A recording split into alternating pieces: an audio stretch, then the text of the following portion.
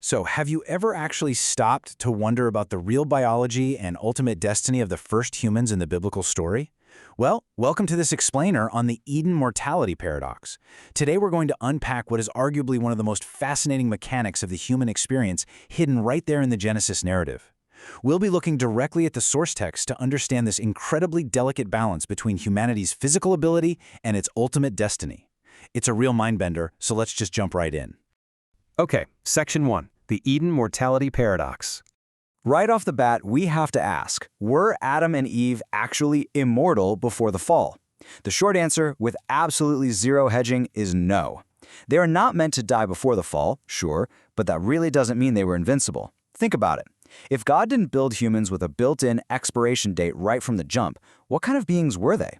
Were they just naturally impervious to, well, everything? The source text is definitely subtle here, but it's incredibly precise when answering this. Look at Genesis chapter 2. God gives a very, very specific warning. In the day you eat of it, you shall surely die. I mean, just think about the sheer logic of that for a second. Death is being presented entirely as a consequence. If Adam and Eve were already subject to death in the exact same way we are today, this warning would be totally meaningless. You cannot threaten someone with a fate that is already unavoidable, right? It wouldn't be a consequence, it would literally just be stating the inevitable.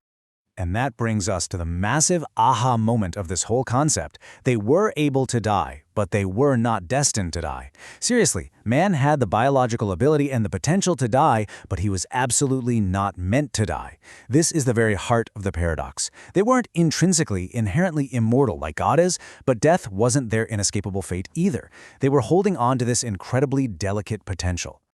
Moving on to Section 2, Mortal Nature, Sustained Life. So human nature in Eden was mortal by nature, but it was actively sustained by God. What this means is that immortality was a grant. It wasn't an automatic, built-in feature of their biology. They were not inherently immortal. Their bodies totally had the capacity for an end, but their continued life was being actively, continuously sustained by an outside source. It's kind of like having a laptop that needs to stay plugged into the wall to keep running, you know? The power comes from the source, not the battery. So how exactly was that life sustained? Well, it wasn't a free-for-all. It required some very specific conditions. First, continued obedience to God. Second, unrestricted access to the tree of life. And third, an unbroken fellowship with God, who is, of course, the ultimate source of life.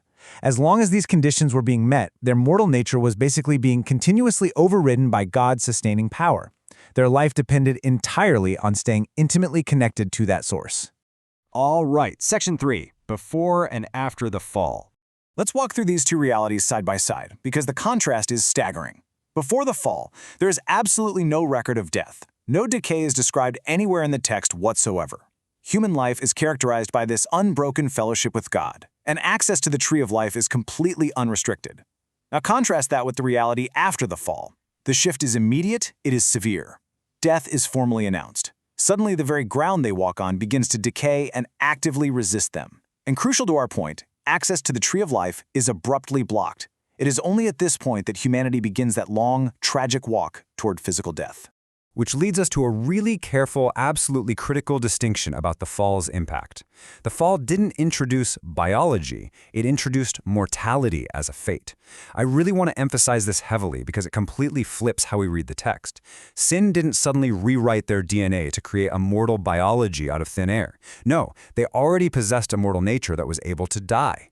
What sin actually did was unplug them from the source. It locked in death as an inescapable, inevitable destiny. It was only after the fall that they became both able and destined to die. Which perfectly sets up Section 4, the tree of life. Notice the fascinating logic of God's response right after the fall. God intentionally blocks access to the garden and the tree precisely so that humanity does not live forever in their newly fallen state. Now pause and really think about that for a second. God's action here only makes logical sense if eternal life was actually truly available to them beforehand. God wouldn't need to drastically block access to a tree if that tree didn't literally have the power to sustain their lives endlessly. The tree of life wasn't just some poetic metaphor or a pretty decoration sitting in the center of the garden. It was a highly functional, vital mechanism. It was God's appointed, tangible means of keeping their mortal nature from ever experiencing death. It was literally the life support system that transformed their mortal biology into sustained, unending life. So, What does this whole shebang actually mean for our broader understanding of human existence? Let's dive into Section 5, Death as the Intruder. When we zoom out, we get a very clear, uncompromising biblical view of death. First and foremost, death is not natural. It is absolutely, unequivocally not God's original design for humanity. Instead, the text treats it as an intruder. It's a hostile enemy crashing the party. It represents a catastrophic rupture in the beautiful created order. And this is exactly why later scriptures explicitly refer to death as the last enemy to be destroyed. I mean, you simply don't call something an enemy if it was part of the original blueprint, right?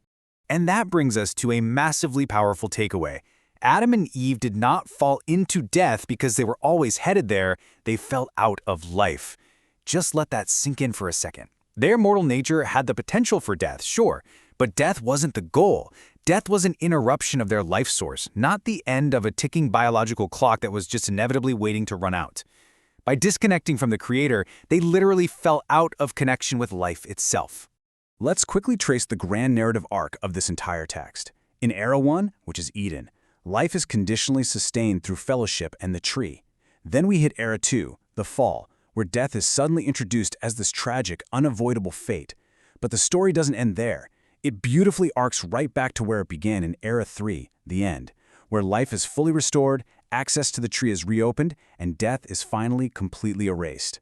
The narrative returns to Eden, but as a wiser, deeper, and completely healed reality.